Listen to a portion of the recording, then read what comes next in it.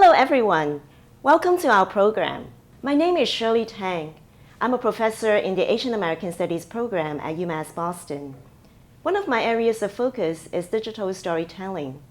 I teach a course called Asian American Media Literacy, or 370, in which I work closely with the teaching team to co-produce digital story narratives by each student in the class, based on their own powerful, personal, real-life, real stories. Having taught this course for over 13 years, I'm proud to say that we have a remarkable archive of over 150 digital stories in our collection now, some of which are regularly presented in educational workshops, research and policy conferences, and film festivals. We have also partnered with nonprofit agencies, community organizations, and other academic institutions to co-produce digital stories and multimedia documentation projects focusing on personal and community storytelling. Today, we are going to share some suggestions with you, drawing on our digital storytelling in Asian American Studies methodologies that you may find useful in creating your own first-person video narrative projects. This is not a tutorial to show you how to make a video. Instead, we are here to suggest some core questions that we always ask ourselves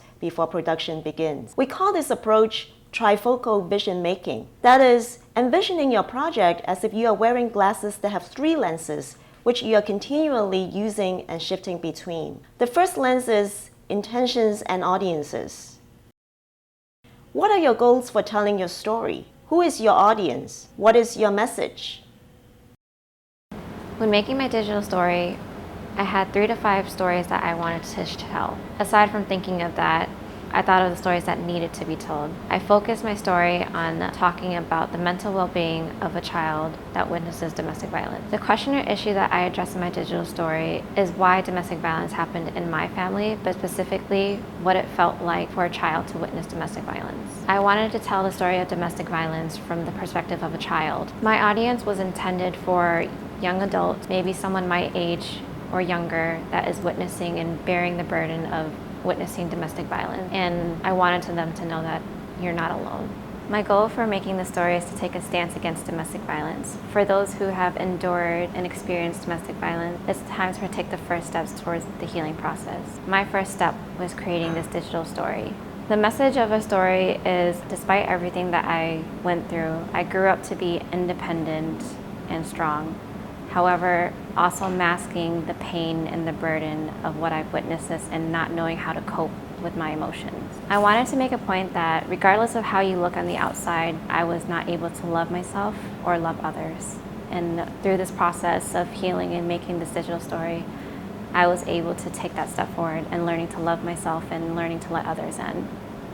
The second lens has to do with the actual content of your story. What do you want to communicate and why is it important?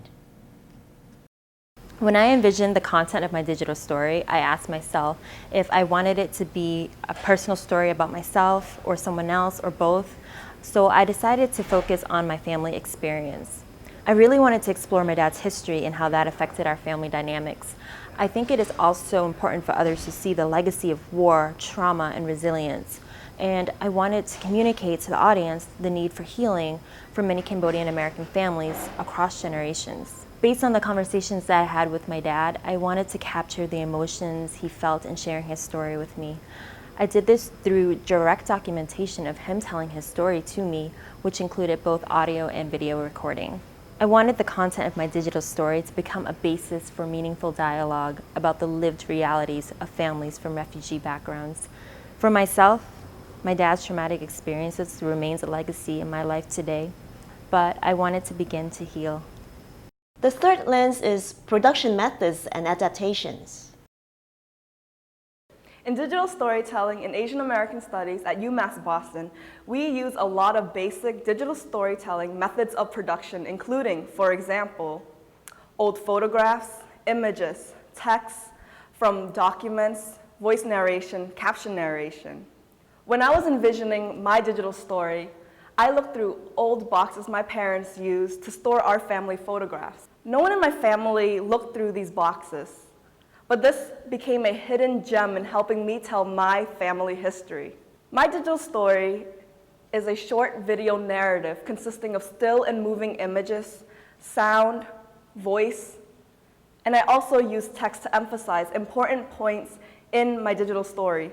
These basic digital storytelling methods of production helped me create some of the most powerful moments in my digital story, and it helped me highlight the messages of my digital story.